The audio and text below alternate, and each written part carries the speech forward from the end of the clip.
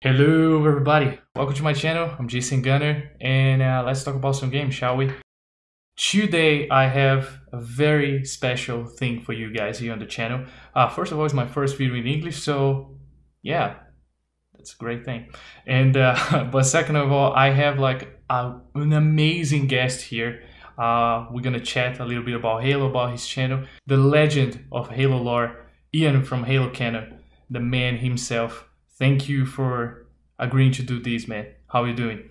It's my absolute pleasure. It's great to meet you and talk with you and talk with your audience, dude. I always love Yeah. reaching out to new new places. Actually, it's kind of funny, right? You were actually the second Brazilian, or at least, yeah, I think Brazilian Halo fan to reach out to me and talk to me about the fact that there's a pretty good fan base out there for Halo. Like maybe a week or two before you reached out, somebody else who had at least lived in Brazil at some point, and then I think he moved somewhere else. But he was like saying, "Hey man, there's this huge, Brazilian fan base. I'd like to try and see about reaching out to that and whatnot." Right?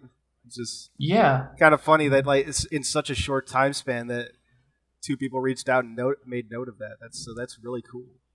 And now Yeah, I get man. to talk to you and talk to your audience. Yeah, man. Like definitely, like the Halo audience is like growing in Brazil, and people get really passionate. That's the thing about Halo. Like people just when they get into it, they just got really Yeah, passionate, you know. there's a And lot to get passionate about. yeah, that's the deal.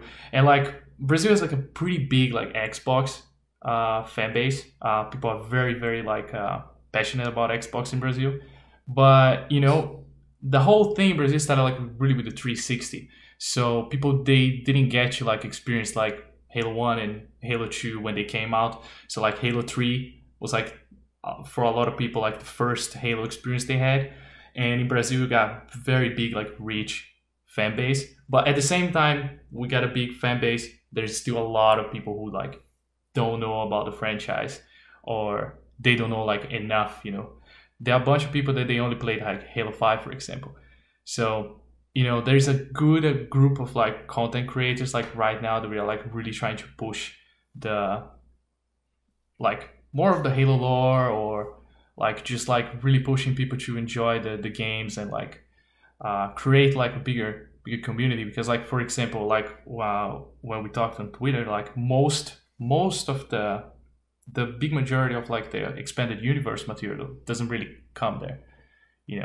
I'm privileged because I live in Europe, so like for me it's just easy to just walk to the bookshop and get it. But this is your first time like making any content with like towards the Brazilian fan base? Sorry, it got really garbled at the end there. I asked if it's your first time like doing anything geared towards the Brazilian fan base. Yes, it would be this would be the first, absolutely. So, Okay, so I want to ask you something like out of the bed. mhm. You say that you know as Toa. What is the deal with Toa, man? So that actually goes back to the early 2000s when Bionicle was a big thing. I don't know if you've heard about that over in Brazil, but that was a Lego toy line, and it Yeah. also had a lot of very deep lore. Kind of wasn't the start. It wasn't like the start of my love with deep lore because I was a comic book geek growing up, especially because my dad was too. So that just kind of passed on, right? Mm. But then Bionicle was kind of my first own thing, and long story short, essentially, when I needed to pick an online handle at some point, Toa Freak eventually seemed like the the right name, I guess, because I was a freak about Bionicle. I was freaking obsessed with it. So, and it just stuck over time. So Toa Freak has just been my handle ever since I was like 10 or 11. No, it'd have to be at least 11 because Bionicle started in 2001. Ironically, the same year as Halo. Yeah. Yeah, Well, you have some like there's something about that year that catches. yeah, whether I knew it at the time or not. Because I didn't get into Halo until like late 2004, early 2005. It was right after Halo 2 came out. But and then you go back and realize, oh hey, it actually started in 2001. What a coincidence! That's a good coincidence. Did you pick up like the first Xbox like right away, or you first like played Halo in some like in somebody else's house and then you got your own? Because there's a lot of Yeah, these kind of stories with Halo. yeah. I had to start with at somebody else's house because when I was a kid, my parents were very much no video games in the house, and not because Mhm. they believed any of that the usual stereotype that video games cause violence or any of that crap. They thought it would be a distraction. They also had a hard no TV rule during the week. And you know what? To be fair, it's like do your education and then you can entertain yourself. So there were good motivations. Um, but ultimately, yeah, that Yeah, meant that I had to experience Halo for the first time at a friend's house, which is ultimately how I did a lot of my early gaming. Was friends had consoles and I'd go over there and play and whatnot. But in summer of 2004, I discovered a Halo 2 trailer when I was doing some other project, and you know, later on that year, I don't know why it took so long. It was right after Halo 2 came out at some point. It was winter, I remember that, and I asked my friend, "Hey, have you ever heard of something? It's like Halo or some shit like that." Whips out Halo 2 and you know shows it to me, and I have like no idea what's going on at this point because I'm sorry, Halo 2 is not a friendly game to newcomers. I had never heard of the franchise. You launch up the first level, and it's like, okay, so is that Halo? No, that's Master Chief. Wait, who's Halo? Just hold on, buddy. Yeah, I was the kid who thought Halo Master Chief was called Halo. So oh yeah, well, we as the there's a old joke very goes. there's a very common joke, I think it's Yeah, everywhere, but in Brazil it's about like the Zelda one. Hey, there's the Zelda guy. you yeah, know. basically. When I first heard of Legend of Zelda, yes, I thought Link was called Zelda as well. So Well, same here. I make all the gaming mistakes. Oh, I made plenty of them too. Like I like Halo is like really this crazy thing. I was always like a Metal Gear guy. I was like very Metal Gear was my god, and then I got into Halo, and then everything else fell apart. It's like a disease. It's like the flood. Yeah, Once you're pretty much. infected, it's gone. But from when you started, like when you from these days, from Halo 2, from that winter to when you became like a lore fanatic, like how long it take for you to cross that bridge? Not a whole long, or not a whole lot of time. I think it must have been 2006. So I guess a couple years later. Prior to that, I just kind of played with my friends at their house. But as I said, I couldn't get a gaming console of my own. And eventually, another friend. I don't know how it all came up, but we ended up talking about Halo.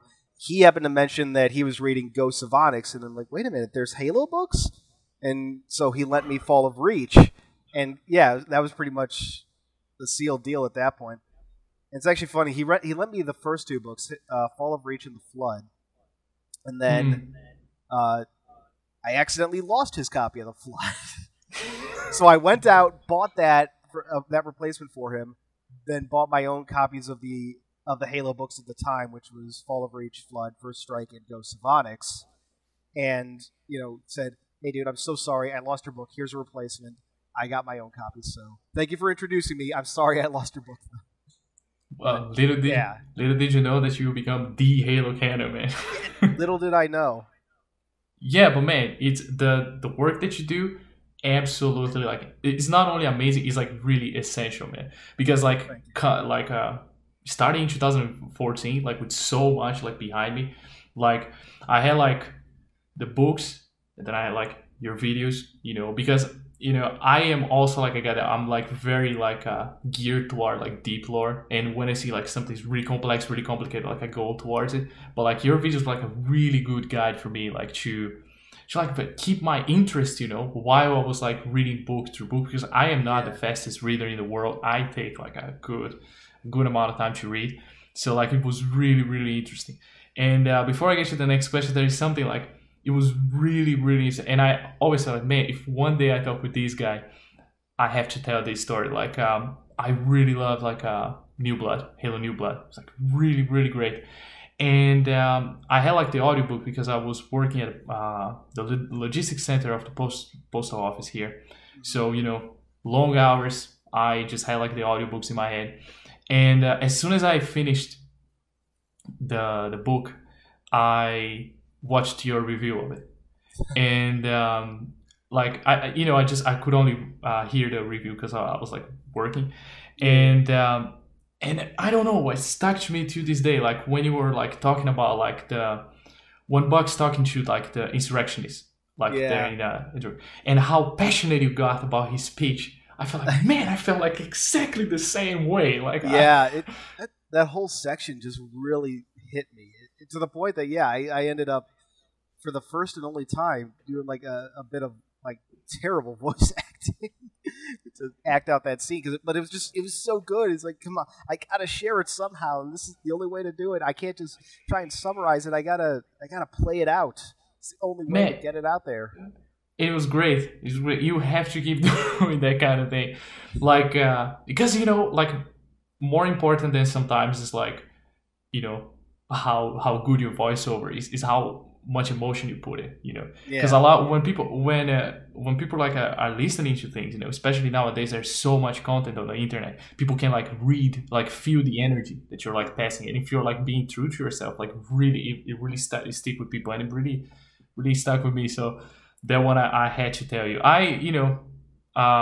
There are so many other things that I agreed with you in your, every time I would finish an audiobook, if you had a review about it, I would just like listen to it and see like if I agree, or like things that like maybe I missed.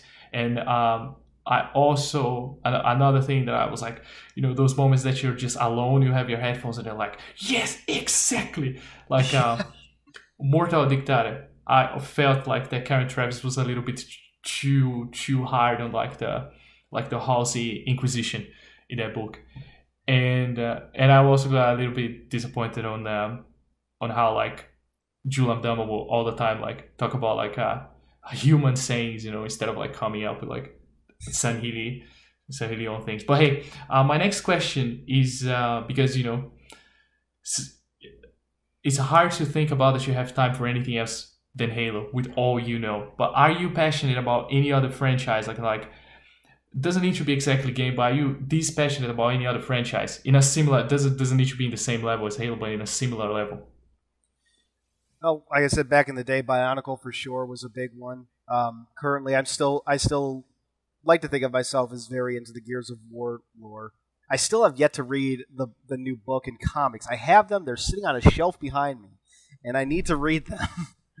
But I have, that's another series that I've absolutely just, as the years went by, fell in love with the lore over. And funny enough, at least a lot of the early books. I shouldn't even say a lot of the early books. Initially, all of the books, until the most recent stuff, was written entirely by Karen Travis. So when she originally came to Halo, I was like, oh, yes, she did such a good job with Gears. She'll knock it out with Halo. Human Weakness was good. It was a good short story, but it's all kind of downhill from there, unfortunately. Yeah.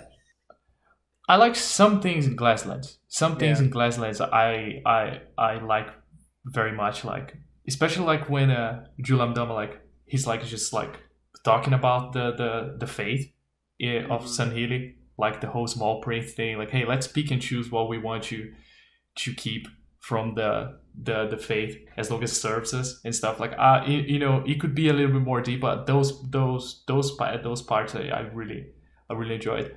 I think that the last book was like super sentimental with the whole like the father thing was a little bit too much for me. Like, I really wanted to like that when they were doing chapter previews for Mortal Dictata, and it all focused on the Naomi and her father stuff. Like, I was really hyped for that, and then unfortunately it just didn't deliver in the way I had hoped. Yeah, it was a little bit of a letdown for me, but after that we got Troy Denning, so like they are forgiven. Okay, I want to ask you straight up, what is your favorite Halo game from the Bungie era? Because this will kind of cover both things if you're asking. My overall favorite Halo game is Halo 3 ODST. It is the perfect combination of story, characters, level design, weapon sandbox, and especially, oh my god, music. No other Halo game for me has surpassed ODST's music. And even though there are other games in the franchise that may surpass ODST in specific areas, like I think Halo 5 especially, but even Halo 4 has a better weapon sandbox. Halo 2 and 3 I think Halo 2 and 4 I think have better stories than ODST, and I think Halo 5 has better level design. But ODST itself is the game that brings all those elements together in the best overall package. Man, you couldn't be more right than you are. ODST is the prime thing. This is a message for all the people who already subscribe to the channel. I tell you guys, ODST is the best because it is. So you hear from the man himself. So yeah, man, I absolutely love ODST. And for me, there's like Deference for Darkness and the rest of the Halo soundtrack. That is everything you said was so true. And I watched like recently your video on ODST, and I was like, yes. It's like 100% agree with you. From the 343 era, what is your favorite? That's a good one, or a tough one. Because honestly, I've put Halo 5, like as overall packages, I've put Halo 5 and Halo 4 about on the same level, but for very different reasons. But I think I'd say Halo 4, just narrowly. Like I like the gameplay in Halo 5 more, but Halo 4, and I like the level design a lot more, but Halo 4's story was it was everything I'd wanted from a mainline Halo game in a long time.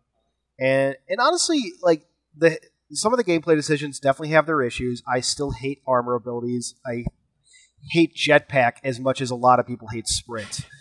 So any game that has jetpack has some serious hangups for me. But Halo 4 it's still fun to play. I still enjoy playing it in MCC now and then, be that the Infinity Slayer or Pro Slayer. The weapon balance, I think, is probably some of the best of its time. And especially for me, personally, a lot of people hate the colored undersuits, and I completely get why. But in multiplayer, it creates such a strong color profile that just didn't exist in Bungie games for me. I can never see blue team on a lot of maps in the Bungie games, or even had trouble just discerning players at a distance. And of course, I love hit markers too, because it lets me know that my shots are hitting. So yeah. It's just for me, like I can't see, my eyes don't process screens very well. It's just the way it's been for me for a long time, even with glasses, even with other sight correction stuff. But Halo 4 is really a great game. Halo 4 is very friendly to my specific sight-based issues. So for that, it gets a little bit of a boost. And accessibility settings are getting better and better every year. Halo 4 is an amazing story. I agree with you 100% on that. Like, it's one of my top 3 Halo games. There's some absolutely great set pieces. I still absolutely love the moment when Infinity's like guns come back online, and it's like, get that damn thing off my ship, and starts pounding at the Didact. Yeah, it's ultimately fruitless, but god damn, is it an awesome scene. Yeah, and I like how like the combination of like the campaign and the terminals when you like get them together. It's like the full it's the full package. I have to say, because I have a lot of love for Halo 5, even with everything, but one thing that I can't understand is like why not like those terminals with the little videos there. That is what we needed. That will help so much for people to understand what's going on with Halo 5. I like the audio logs, but I think that there's if they will have something like Halo 4, like video terminals explaining a little bit about what is going on, I think that will help the game like so much. It probably would. Unfortunately, it looks like all the effort that would have gone into video terminals went into the Fall of Reach animated series, which it seems like, this is my perception entirely, but it seems like 343 wanted that to kind of introduce Blue Team to people prior to Halo 5, but I mean, then you make it part of exclusively the Collector's Edition and Limited Collector's Edition, and then it's not in the game at all, so how many people are going to see that? And then there were deeper problems. Didn't they put on Netflix for some time? Yeah, they did eventually. I don't know if it's still there or not. But. No, it's not. None Okay. of the Halo stuff is there. At least like here in Europe, none of the stuff. One thing, because you touched about Halo 4, I feel like one fear that I have is that, like, people just like on the internet just complain so hard about everything that, like, I fear that we may never see like another Halo 4 like level story, because Yeah. people just complain, and then I'm waiting for the day when I see like the Halo 4 coming to PC, the next one, and people just like, oh my god, how amazing was Halo 4? Halo 4, what a masterpiece, when like You never know. when it was when it was the time to support, people just like pounded on the game. Yeah. I will say one thing I'm definitely looking forward to with Halo 4 on PC, and this happening with the console version. Terminals finally in the game, playing in the game themselves, not opening the Halo channel or having to go Oh yeah. to a separate app. That should have been the case from the beginning, but I'm glad at the very least it'll happen for the PC release. Yeah, man, it That'll was so clunky. Taking you out of the game, and oh my god, so yeah. clunky. Well, I had a question about what was your all-time favorite Halo game, but since ODST already came, so this one Yeah. I scrap. But now this is a good one. In your opinion, what is the perfect combination of the characteristics of the Bungie games and the 343 games? What would be like the perfect mishmash? Because this is what they are kind of trying to do with Infinite. Honestly, like Halo 5, at least in a lot of, at least on a like level design, gameplay point of view, for me, that was kind of like a really good middle ground between what you could call classic and new Halo. Obviously, in art direction, probably not. It's still very much the 343 art direction, but I don't know. Halo Infinite overall, I think, is kind of going in the right direction in terms of merging everything, at least from what we've seen. But ultimately, it's still going to be something we'll have to wait and see if that actually sticks the landing. Yeah. But like integrate at the very least in it, like spawning with certain abilities and having extra equipment to augment yourself that you pick up on the map. And then obviously not having loadouts or weapon drops, at least not in default. Like I will never say no to just about any feature as an optional like an optional custom games option, because the more shit you have in custom games, the cooler kind of weird ass game types you can get, right? But in the core offering, the abilities should be default. There probably shouldn't be loadouts unless it's a game type specific thing. Mm. And stuff like that. So Halo 5 kind of hits a lot of those correct notes for me. Which art style you prefer? Yeah. So I don't really have a specific art style that I enjoy one over the other. It's, I like aspects of each one, like Spartan armors. I'll say this, I think Halo Reach is peak Halo in a lot of ways. I think other games in certain places have done things better, like the best ODSTs are from Halo 3 ODST, but and the best Master Chief, I think, is Halo 4. Specifically Halo 4, because Halo 5 does some downgrades to the way the armors move that I didn't really like. I won't go into too much details unless you want me to, but... Man, you're free to say. Yeah, but Halo Reach kind of nailed a lot of aspects of the Covenant and UNSC design. I guess, I guess you could say Halo Reach overall is probably one of my absolute favorites. Yeah, one thing that I love about 343 design is like the jackals, like the crocodile head jackals. Like I like that. I've grown to accept those, but when those first came out, I did not like them at all. I was like, "What the heck is this? Why are they mini Godzilla? Or why are they mini 1999 Godzillas?"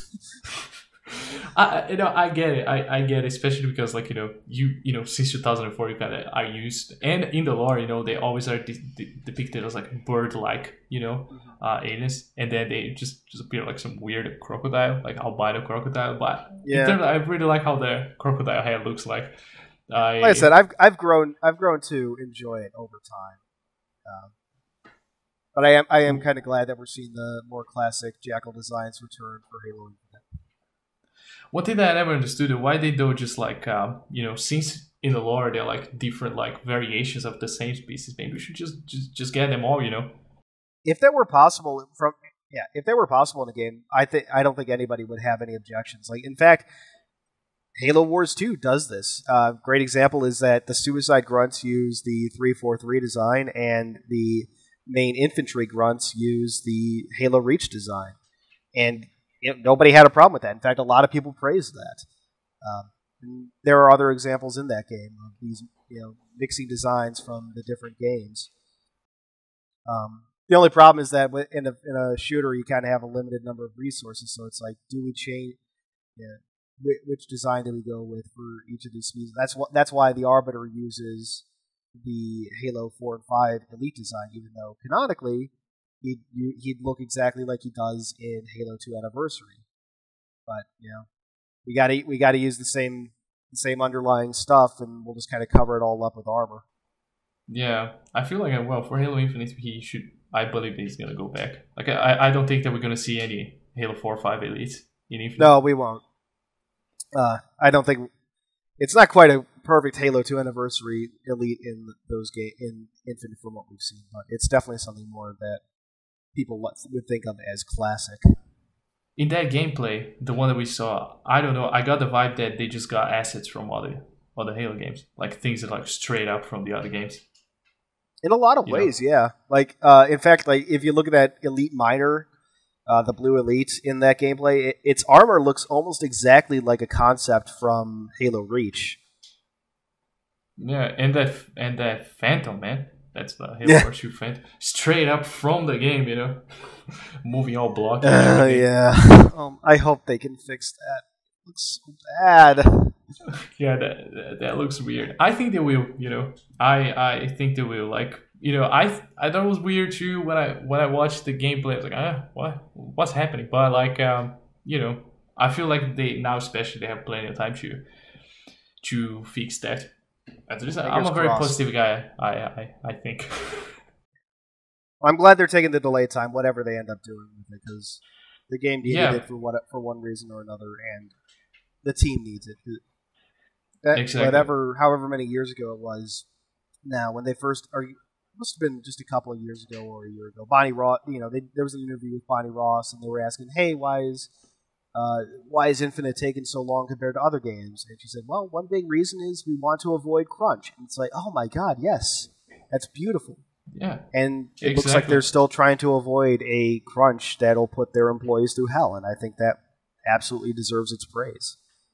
Yeah, like everybody deserves to be happy at the end of the day, not only the fans, but like the people who work there too. Man, now a lore question for you. What is your favorite Halo novel? Halo Silentium.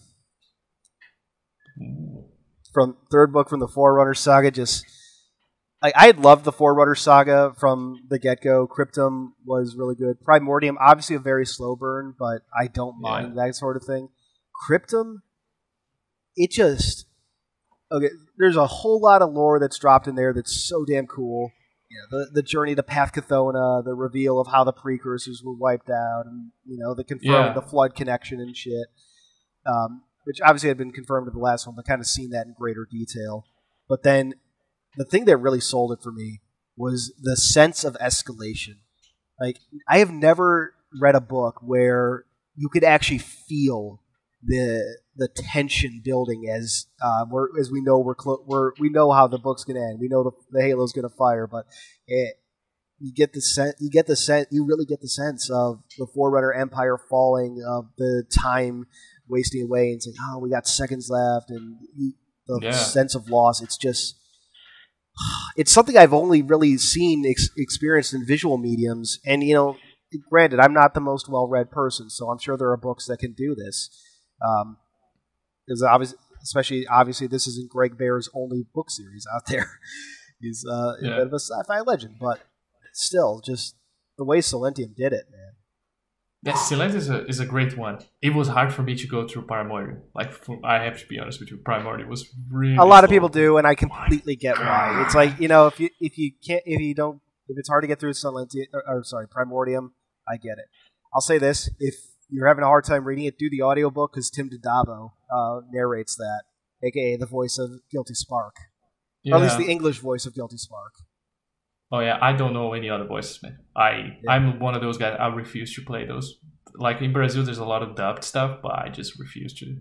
Well, I just figure I'd add that in there just in case your audience isn't familiar with Tim by name. But yeah, definitely. But it was was the third Halo book that I ever read. I first read like Fall of Reach, and then Cryptum, and then Primordial. Primordial was really hard, really hard for me to go because I'm not like you. I'm not like the most well-read person, and I was not used to reading like one book after another. And Cryptum was like really cool, like because at first I finished like all the games until like 4, and then I picked up the books. So like I was like, because I really liked Halo 4, I was like really psyched, about the Forerunner saga and everything. So but Primordial was like really high. When I finished, I was like, man, what happened? But Silent was great, and like that part when like the librarian like stole the Halo would like destroy the domain and like everything. Oh my god! Done. Yes, it was like oh god, it was like for nothing. What? It's the Organon. Oh, it's like wow, Greg, way to bring that all the way around. Yeah, that was a great moment. It was one of the best moments in the book when she was like, "Oh man, like damn, that was like for nothing." And well, is Greg Berry your favorite like author for Halo? I don't know that I could comfortably say that I have a favorite author. Greg Bear obviously does a lot of things. Like specifically for the Forerunner saga, he is probably the best choice you could get. Although there have been some, I'm going to get the name wrong. I think it's Colleen Golden who wrote. What was it? Defender of the Storm in Fractures. She does a really good job. I hope I'm getting that correct.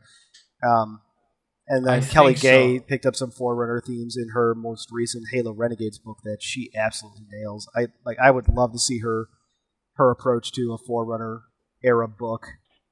But yeah, I don't know that I could say that there's an absolute favorite author. Just I'll say that 343's the authors that 343 has reached out to, for the most part, they have been really solid choices, and especially for the content that they're writing. Like Troy Denning, oh my god, it was such a return to a lot of what people and myself loved about Eric Nyland's military sci-fi writing style. But it has its own distinct way of standing out. It's not it's not just discount Eric Nyland's. Like, no, it's military sci-fi, but it's got its own voice.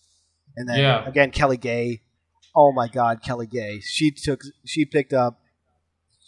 How do you bring together all these disparate story elements from like 5 different books and in like couple of the games and make them all work together?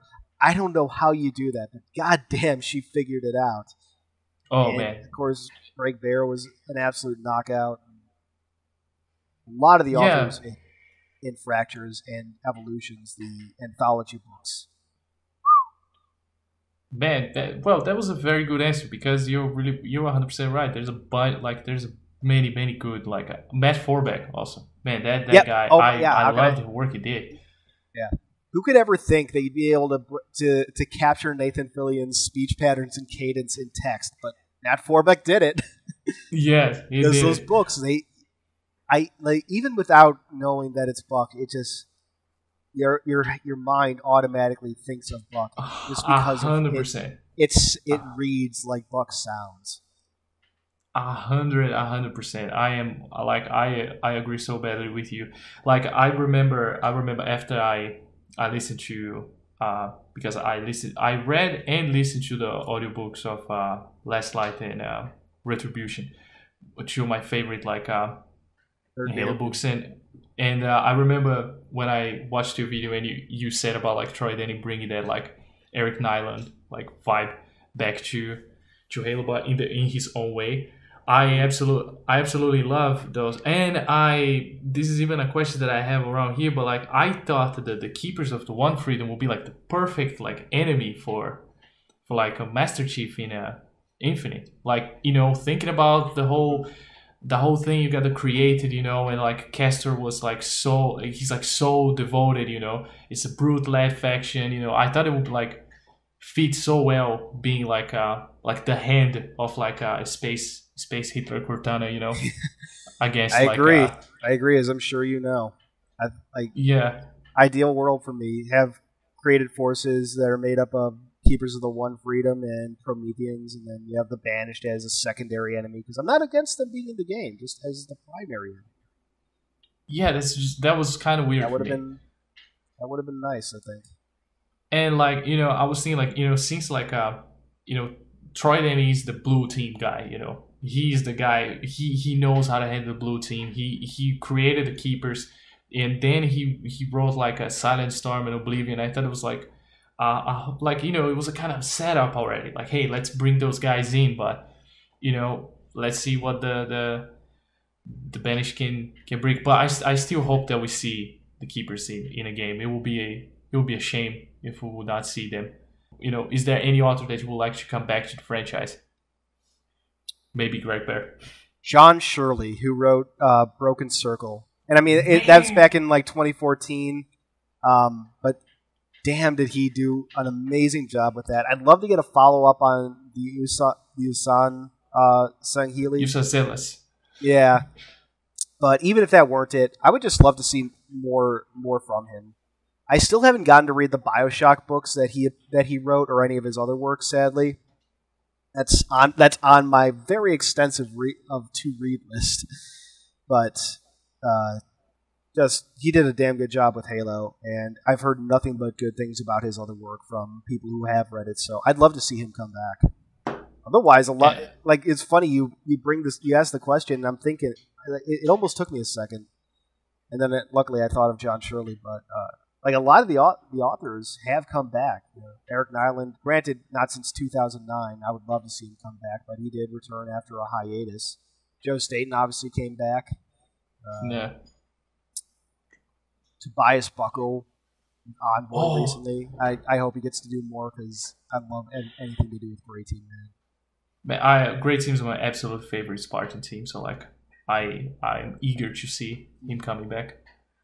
I'd love to see Christy Golden get another chance at or another shot at Halo at some point. Because, again, Defender of the Storm was amazing. Yeah, it was really good. It was very poetic. Like it was a very different pace. It was like really cool.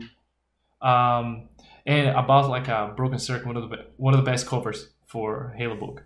That is very beautiful, and the design of the ship in the cover is like absolutely amazing. I have a question here. It's like, oh no, sorry, it was Promises to Keep, not Defender of the Storm. I got it wrong. Christy Golden wrote Promises to Keep, which is which was the follow up to the Forerunner saga, where they have to go reset the domain, which was so. John really Jackson cool. Miller wrote Defenders of the Storm, or Defender of the Storm, which he has done. He's done more than a couple contributions to Halo, including Undefeated and a few of the Rise of Atriox comics, which were amazing. So I'd love to see Christy Golden back, because Promises to Keep was great. I should have thought about that, because like this guy, I already forgot his name that you said. He's like John Jackson Miller. He's a friend of like Scott Brick, the guy who like that. His personal friend. Man, that is I got, during the times that I was working that on the postal office, that I was like all the time listening to the audiobooks. His voice is amazing. I really wish he would voice a character in the game. I'm like, oh, that'd be kind of cool. Brick. Yeah, that would be amazing. That would be amazing. For me, weirdly, he's like the perfect voice for Fred, even though the guy I think he's Laura Bailey's husband, the voice actor. Travis Willingham. Yeah, he has an amazing voice, but I don't know, like Scott Brick got like the tone that I really believe, like, oh, Fred is like that guy. I have a question for you. What is more like elaborated? What do you think about this promotion of the Banish as like being one of the main villains of like the FPS franchise? I worry about it. As I've said, I'm in my own videos. Like, I worry that their inclusion means that we're not going to get a Halo Wars 3. That the conflict at the Ark is going to be resolved off screen, which I think is an absolute crime. Yeah. And as I've said during this, I think there could have been a better choice for the main enemy factions or enemy faction of Halo Infinite, since it seems like the Banished are going to be the main baddies. Yeah. So I'm not against them ever coming into the FPF franchise. I just, the way it's happening right now makes me worry about. Like I said, about a Halo Wars 3, about that storyline being resolved off screen. Exactly. Just, some missed opportunities. I think that in my opinion, I don't think that like them coming like threatens Halo Wars 3, but like threatens the potential of the payoff. You know, because you cannot. If you bring the Banished as the main guys, you cannot like the main bad guys. You cannot like let like the side guys kill Atriox. You know, you have to put like Master Chief to really face against him. And you know, my next question is really like, I really wrote like this: who should kill Atriox in the end, and why is it Spartan Douglas? You know, and why what? Why is it Spartan Douglas? That would be beautifully poetic if it were Douglas to do it. Yeah. Who should kill Atriox? Damn, I actually have not given that any kind of thought. Like I'd kind of hope that nobody would, and there would be like some kind of team up moment between the Banished and the UNSC. Like that's the real direction I really want to see things go in. You know, you get through created and keeper forces, and then Banished are initially enemies, and then forge an alliance or something like that. If at this point, if someone has to kill Atriox, it might, like from a game perspective, it would probably have to be Master Chief. But yeah, I like your idea that Douglas would be the one to do it, because there'd be some great. I don't know that it wouldn't be irony, but it would be appropriate. Yeah, I think there's a better word for that, but it would be appropriate considering how we were introduced to Atriox. Yeah, man, I could imagine like Douglas like knifing him in the throat and say, "Yeah, as I thought, nothing but a man." You know, that would be the perfect thing for me. But I already speculated in my head that like Atriox could become like arbiter like ally, because I feel like the Banished, you know, like the way that at least I understood them from the lore and everything, that they are more like mercenaries. That, you know, they don't have like a real vendetta against the UNSC more than they just like want power and they want stuff. You know, it's like you could easily get to a point where you kind of have like an agreement with them. Essentially, like the vibe that Retribution like gave me, the Oni knows about like the Banished like since the end of the war, you know, that they always knew that they were dead, just like didn't bother, you know. In the beginning, when like they almost sending blue team after them, when they think that they were the guys who kidnapped the Tuas family. So I feel like there is a lot of room for them to just like to kind of get into agreement. So I could easily see him becoming like the next like arbiter, you know. In the next 10 years, you have at least one ally from each race. Yeah, there you go. One thing that like at least is coming a lot in Brazil, like as a question, because like a lot of people love the cutscenes of Halo Wars, but not a lot of people like to play the RTS games. RTS games are not big in Brazil, even though I tell people like, man, this game is amazing. But in your opinion, should we have like an FPS game with the red team? I'm not necessarily against it. And this kind of goes back to what we were just talking about with the Banished becoming this mainline enemy. I want the conflict at the Ark. I want the conflict with the Spirit of Fire, or I want the Spirit of Fire's current storyline to be resolved in another RTS first. But once that's done, or you know, even before that's done, if we got a game with Red Team, you know, in this case, it would have to be sometime before Halo Wars 1. So back during the early years of the Covenant War, which I would absolutely love, just incidentally. I would not be against that. they have a really cool dynamic as presented in Halo Wars, one that has a lot of room for growth.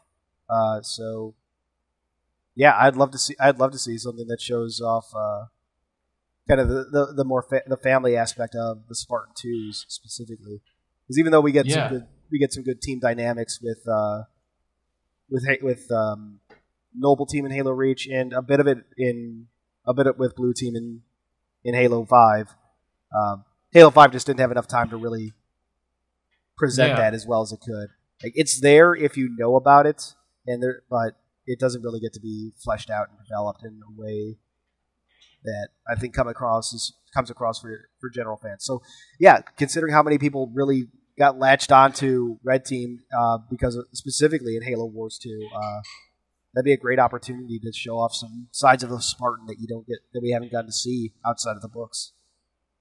Yeah, I agree with you. A lot is being talked in the Brazilian community about because since Jerome was frozen for so many years, he's like a young dude still, and people are talking about if he's the perfect replacement, if Master Chief is to perish somewhere, in the course of these 10 years of Halo Infinite.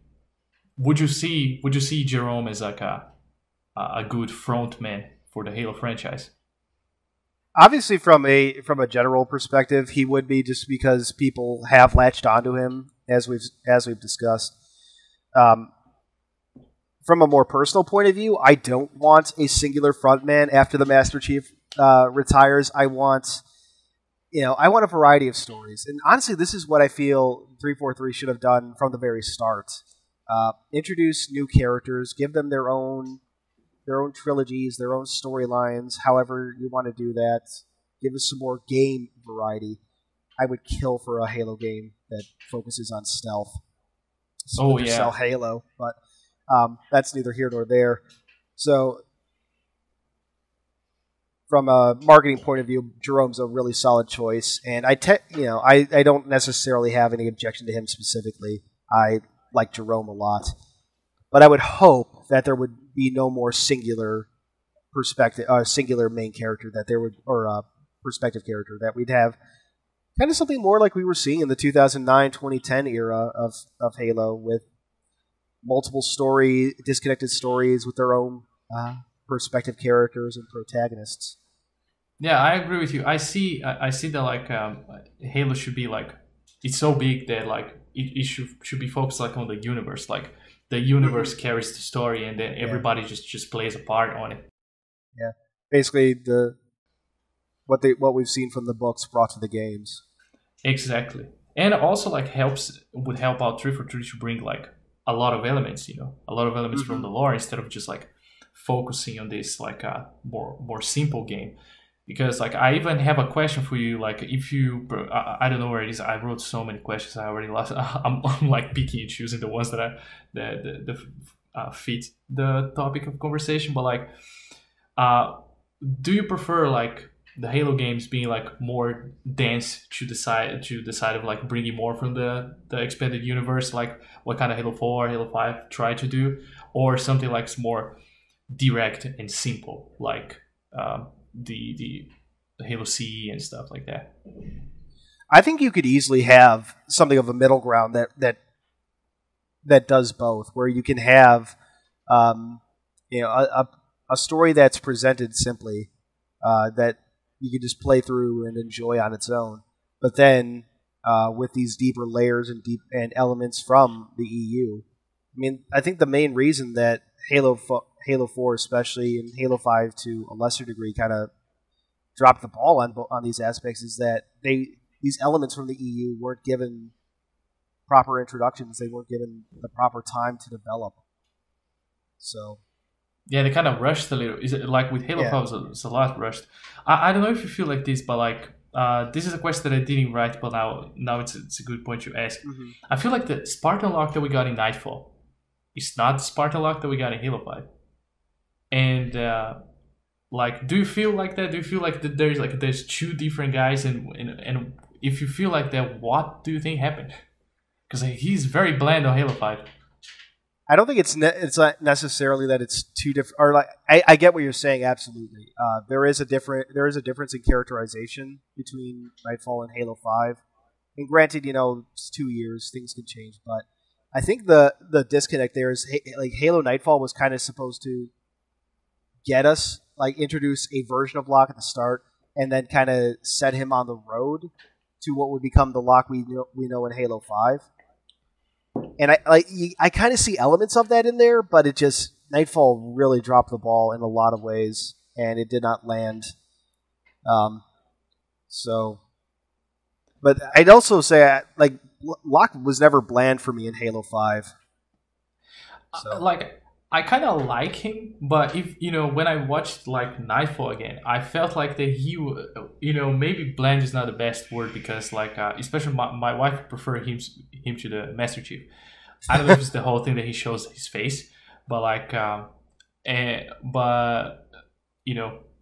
she finds it difficult to connect to Master Chief because he got no face, but I feel like that in Nightfall, like he had like time to show a little bit more of his personality, in terms of like when he, in kind of the beginning when the Oni officer is also having, like, it's been a while since I watched that she's sick also, and he's asking to go through the medical system there, and when he gets to that former Spartan to say, hey, I'm not here to talk politics, I'm not a man of that.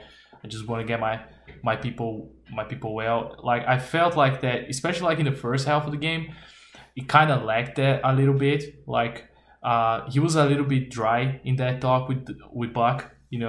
When they were talking, when Buck was saying how everybody would hate them because they would like get the Master Chief and stuff. Mm-hmm. And I thought that he could show a little bit more of that. Even though in the end everything shifts, I don't know what happened in Halo 5. In my opinion, Halo 5 should be two games, two separate things, bigger, and without the whole let's catch the Master Chief thing. Because since the beginning, you just know that you just feel like the Master Chief needs help and he's walking through a trap. So this is why you want to like stop him from doing it. Yeah, I definitely get what you're saying, and I think that goes back to what I was talking about. That there was Nightfall wanted to start Locke on this journey, and Halo 5 was supposed to kind of pick it up, but it didn't. The sense I get is that like Nightfall, he loses his entire team, and especially he gets betrayed by his team at the very end. So when we get to Halo 5, he's kind of he's distant from Osiris. He's distant from this new team, and they were supposed to come together as a family. And I see elements of that in, like, especially when you get to the final level, they seem a lot more communicative, a lot more in line with each other. But it doesn't. I get that it doesn't come across for a lot of people. Sorry, a lot of people. And I only really kind of got that after a couple playthroughs and talking with people about stuff. Yeah, I had to have a few playthroughs to kind of get understand him a little bit more, because Buck also had like a huge heartbreak with Mickey.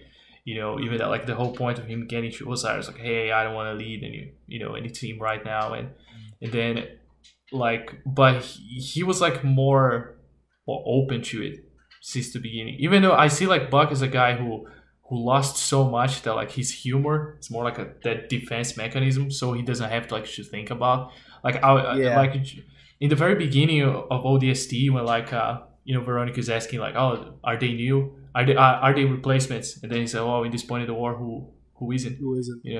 That is a great line. So I get what you're saying, and I think you're right.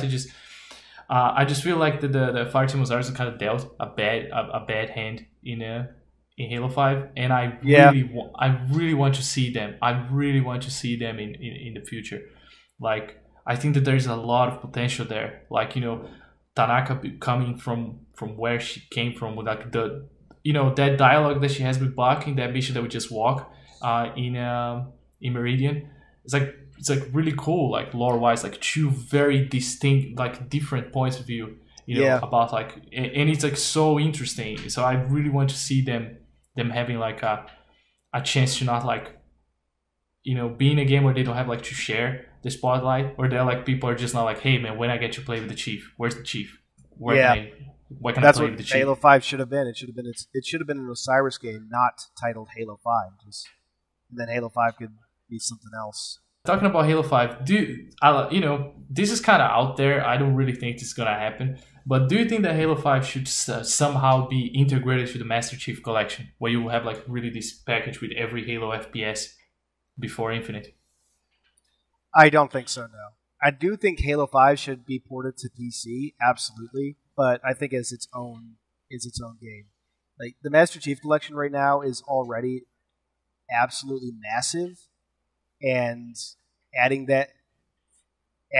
all of Halo 5's content, which is about as big, if not bigger, than it's 99 gigabytes on the Xbox One X, 99.1 gigabytes. Yeah. So yeah, I think, but yeah, it becomes too huge of a package. And one thing I really appreciate about the way 343 has approached the MCC is they want to try and make the console version and the PC version as similar as possible, with the obvious caveats of there are certain PC only features, which that's fine, but the general experience is almost identical. And even then, they're trying to bring some of those PC features to the Xbox version. The field of view slider, the center crosshair, which will be a godsend. I love my centered crosshairs.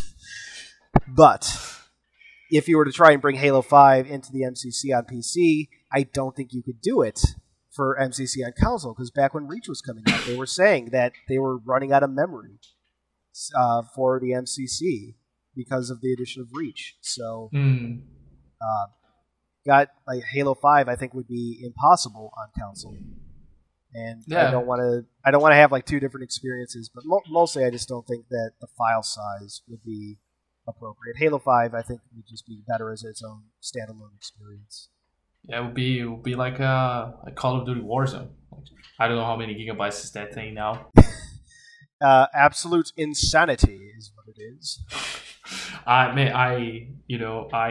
I didn't even try to download that thing, I have so many games that I still didn't play. So I was like, oh man, I am not going to do that to my HD. I watch on YouTube people playing that's okay for me. Now this is a question, because since I'm new, I found that this was a thing on your Twitter. So now I'll ask you this.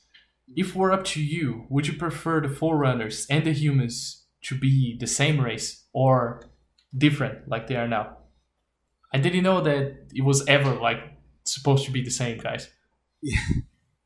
That's a tough one. I think 343 made the right choice by keeping them separate species.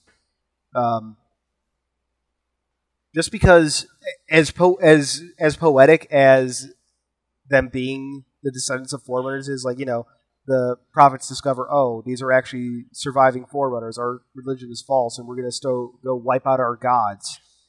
There's a beautiful narrative poetry there, but at the same time, I think that severely limits what you can do when exploring a story in the Forerunner era.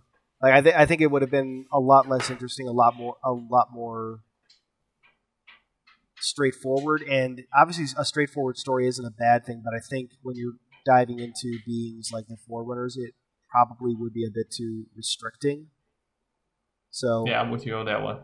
Yeah. So I really, just because what we've gotten has been really good, in my opinion, I think 343 made the right choice in sticking with them being separate species. Yeah, and at least for me, it's like so cool to try to imagine what was the height of technology that humanity got back then before they were de-evolved and everything. Yeah. I every now and then I go through the terminals of Halo 4 and I try to see the weapons of the Lord of Admirals and the guys, and that was really cool. Man, what are your expectations for Shadows of Reach if you still don't have the book in your hands? Nope, not yet. But expectations are. I'm just excited, man. The cover had me looks really damn cool, and the story potential there. Back when Halo 5 or when Halo Wars 2, I think it was, came out, I was thinking, oh man, there was some stuff in either the Phoenix logs or the final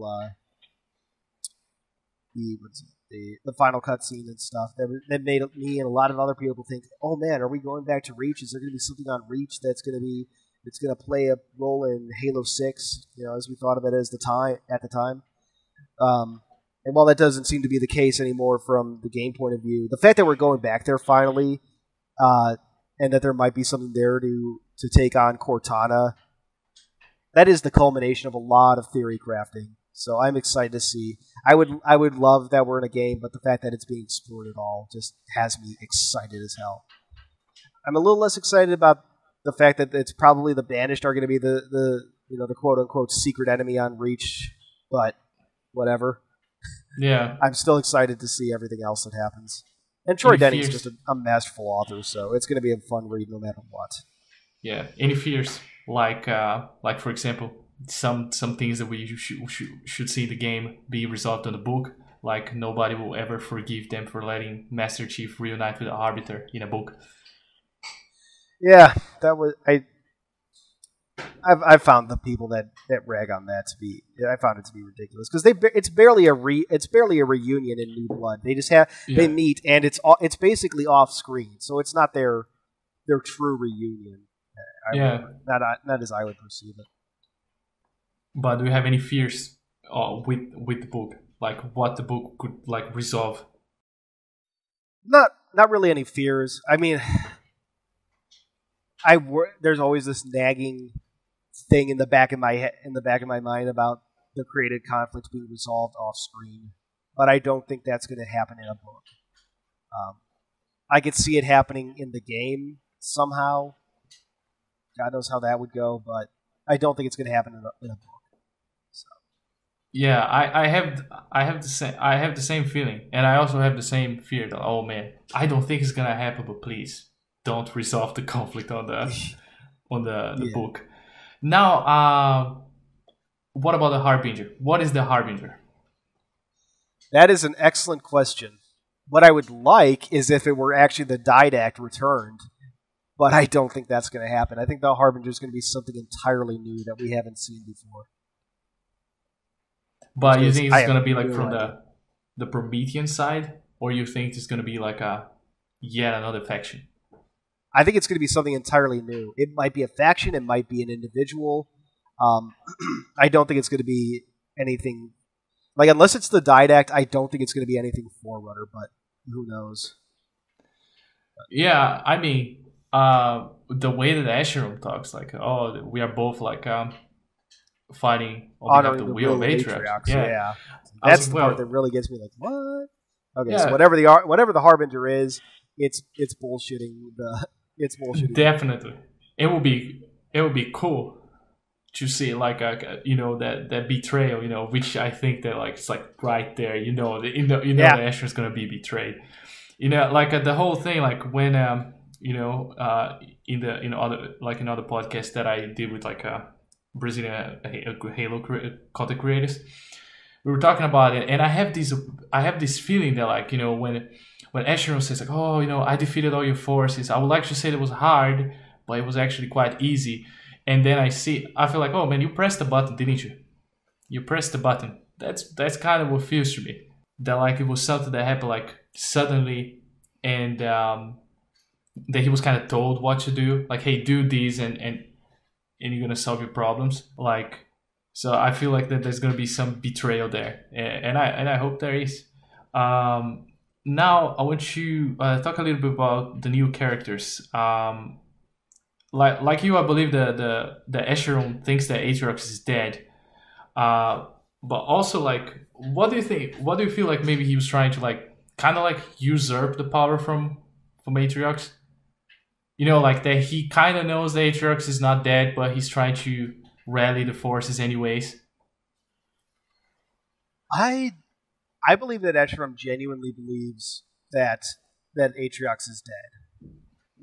Like he comes across as a very straightforward kind of guy in that like he's not holding anything in secret. Like this is just whatever he says is probably the truth. That's what I'm hoping for. Like I always like the idea of the honest villain who's just purely what I say is what I believe and what I'm going to do. Yada yada yada. He seems like a very fun kind of villain like that. So I don't think he's deceiving in any way. I think he's just going to be an honest villain. Well, I think that's most likely. You know, I got this feeling on the back of my head. Did you watch The Walking Dead? Are you a Walking Dead fan?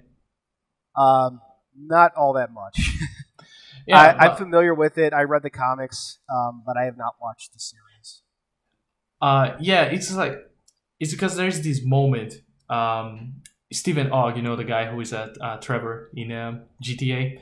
He plays a character called Simon in The Walking Dead. And there is like a moment, you know, he's from the Negan group. I don't know if this character you read the comics, so you know Negan. I know him from the memes. Yeah, well, there is a part that like Negan suffers like a car crash, and like it's kind of like it's sure that he's dead, but you don't really know for sure. But you know, Simon was already like he was already like unhappy with the way that Negan was like ruling their group. So he kind of goes off and says, "Oh, our leader perished, but we gotta honor his." He literally said, "We gotta honor his will and carry on the battle." He kind of like putting himself as like the new leader, while everybody believes that Negan is dead, and he's just like kind of like the dude is like he left Negan for dead, you know, as if Asher was kind of see Aatrox in a bad shape and just walk away. So I don't know. I from his speech I kind of got this vibe. This is why I said maybe he could try to usurp the power, but most likely he's just being like an honest guy. And I don't think he's trying to usurp anything. I don't think he was.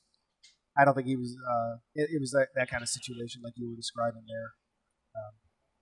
I think he's probably being deceived, if anything, because there's no way in hell that Aatrox is going to be killed off screen, and that's going to be his actual death. So. Yeah, it's like it will be, you know, part of me think it will be like interesting, like Asher like leading everybody as if the guy's dead, and then this guy comes back and say, "Hey, what are you doing?" You know, kind of. You say you're a comics fan, you know, in House of M. Are you a Marvel comics guy? I don't actively read a whole lot of comics these days. But did you read the House of M? Like, no, I did not. I'm familiar with it, but I didn't actually read it. There's the scene where Magneto comes out of the blue to his son with that. Like, "What have you done in my name, boy?" Like I kind of. Oh yeah. Thought about like Aatrox come and say, "What have you done in my name?" And then just like that, I could see a moment like that happening. Absolutely, like Eshram was genuine and like he believed that Aatrox is dead, but you know then he starts doing all this stuff with Harbinger, and Aatrox comes back and it's like, "What the hell have you done?" Yeah, because Aatrox is a guy who seems like his temper is like not the best. You don't have many chance with that guy. Talking about the new elite Giga. I'm not even gonna try to say Erdomnai. I don't know how to pronounce that thing. Do you think that maybe he could have been a part of the Bloodstars together with like Aatrox and Caster back in the day? Maybe not with them specifically, but it's always possible. Because he absolutely was Silent Shadow. It's confirmed with these. It's all but confirmed at this point. They basically have all they need to do is say it to confirm it 100%. But it's like 99.9% there. So yeah, he absolutely could have been a leader of a Bloodstar unit for all we know. Yeah, because when they mention like you know it's got the word clandestine kind of got like you know put me away, but like they try to you know in Silent Storm the Bloodstars kind of try to ambush Blue Team in the end, isn't it? And things go horribly wrong. So like that tidbit in the text kind of say, oh maybe he was part of the Bloodstars, you know, and it will be interesting. Like when I read the first time that like Caster was already part of a group with Aatrox, that was like really cool. And then this wanted to know if you thought it could be plausible, you know. Yeah, it's absolutely But plausible. and I watched your video about this canon fodder today, and I also hope that the Hand of Atriox is like a multi-species group that is just not like a Silent Shadow rebranded. And in that note, you know, I have a feeling that our boy Hyperius, the guy that everybody thought that we would see in the trailer, the Mega Blocks brute. Maybe I think that maybe if he's not just like a character created to be part of the Mega Block set, I think he could be another member of the Hand of Atriox. That's actually a pretty good, interesting thought that I hadn't considered. That might be the case. Yeah, like you know, I had like this feeling in my head that since like you know they kind of hinted that Halo Infinite being this platform, you're gonna have like just like a bunch of expansions, you know, new storylines that you're just gonna drop here and there. I feel like it could be like really interesting to have like you know a Fireteam Osiris like expansion story missions where you have like Hyperius as like the main bad guy, you know, since like he has like Locke's helmet. First, I think that this is like an awesome excuse to make like the Fireteam Osiris like just to upgrade their armor, you know, a battle lost in the very beginning, and then you get like Locke to have like this vendetta against the guy because I don't believe Locke is dead, you know. Yeah, no way. So I don't know. Wouldn't it be interesting to have like a Locke facing his own like Hand of Atriox villain in a DLC? First, he could redeem the guy, and second, you know, could like consolidate him as like really important character in the franchise. Yeah, that would be really cool. There have been a lot of ideas about Halo Infinite having campaign DLC, or at least whatever might be considered campaign DLC by that game's standards, since I don't really know a whole lot about it. But yeah, something like that where I like that idea of maybe Hyperius only has like a small role in the main campaign, and then later on you get some Osiris DLC, because God knows Osiris deserves a second chance, I think. Yeah, It's like all the characters are interesting on their own, if nothing else. So exactly. getting another chance at the entire group would be great. But yeah, I love the idea of hunting after Hyperius like that. That's really cool, man. Yeah. Oh man, I really like. I trip a lot with these ideas. Maybe if 343 will let me write some things, some interesting things will happen. I talking about Osiris. I like. Do you think that they should remain as a three person unit, or you think that like there's a chance for Gabriel Thorne to like come from the shadows and finally take his place on the Osiris team? I wouldn't mind them filling in Osiris's fourth member for the sake, like, you know, if nothing else, for the sake of 4-player co-op, so you can each control a member. But I don't think maybe Halo 5 didn't execute on the best, but I love that. But as far as Gabriel Thorne goes, I want to see I want to see like a story with him leading Majestic. Now that he is the leader of Majestic, I want him to stay there. I think.